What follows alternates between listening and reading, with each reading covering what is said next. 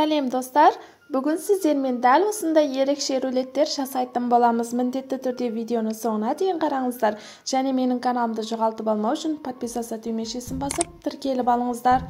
Бізге дәл осындай заттар қажет болады. Ең алдымен сиырдың бауырын ыдысымызға саламыз. 3 жұмыртқамызды саламыз. Және сарымсағымызды, унымызды, туз, қара бұрыш, қызыл бұрыштарымызды саламыз. Және жақсылап блендерлеп алатын боламыз. Достар, егер де сіздерде мясорубка болатын болса, сонымен жасағандарыңыз жақсы болады. Чем блендермен жасағаннан көрі, мясорубкада өте жақсы болып майдаланып, езіліп шығатын болады. Мен дәл осылай жақсылап блендерлеп алдым. Біздің қамырымыз дайын болды. Дәл осындай қамыр болады. Ал енді 30-ға 40 формамызға дәл осындай пергамент қағазымызды жайып аламыз. Және пергамент қағаздың сапасына күмәніңіз болса, дәл осылай майлап алып, жаңағы дайындап алған қамырымызды саламыз. Барлық жеріне бірдей етіп жағып алып, қызып тұрған 180 градуста 20-25 минутта пісіріп алатын боламыз.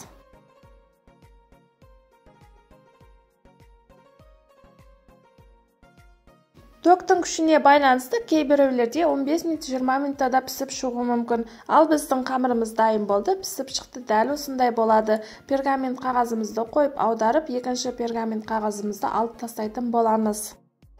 Ал енді бетіне творожный сыр қолдансаңыздар да болады, немесе дәл осындай майонезді қолдансаңыздар да болады. Дәл осылай майонезді барлық жеріне жағып шығатын боламыз.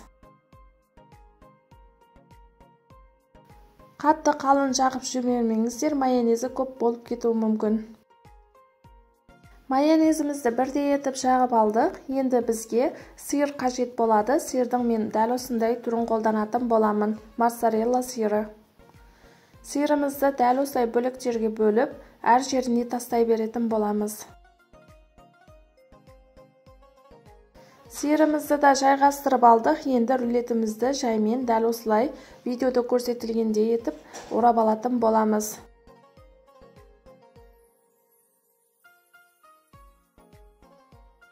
Рулетімізді орап алдық. Енді мұздатқышқа 1-2 сағатқа жіберетін боламыз.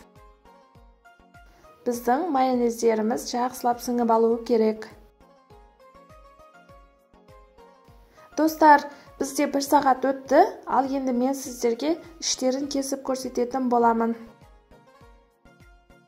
Іштері дәл осындай өте әдемі болып шығады. Бұл рулетті сіздер холодный закуска ретінде қолдансаңыздар да болады, және қонақтар келгенде жасасаңыздар, үйге өздеріңіз жегенге де өте пайдалы рулет.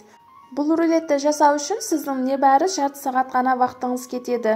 Дәл осындай ерекше рулеттер болып шығады. Дастарханыңыздың көркі болады, қонақтарыңызды таң қалдыратыны сөзсіз. Міндетті түрде сіздер де жасап көріңіздер. Разрездері де дәл осы видеода көрсетілгендей болып әдемі болып шығады.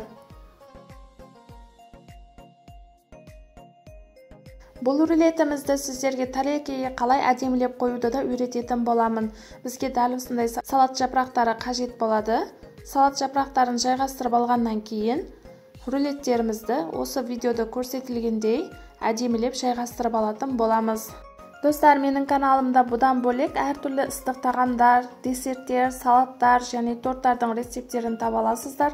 Міндетті түрде кіріп көрсеңіздер болады. Барлығы сенімді, өзім неше жылдан бері қолданып келе жатқан рецептер.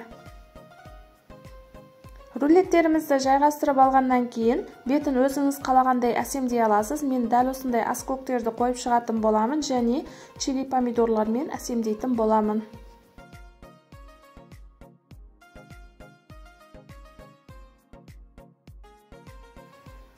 Біздің рулеттеріміз дайын болды. Дәл осылай әсемдеп дастарханға тарсаңыздар болады. Егер де сіздерге видеом ұнаған болса, менің каналыма жазылып лайк басып комментарийға өз пікірлеріңізді қалдырыңыздар.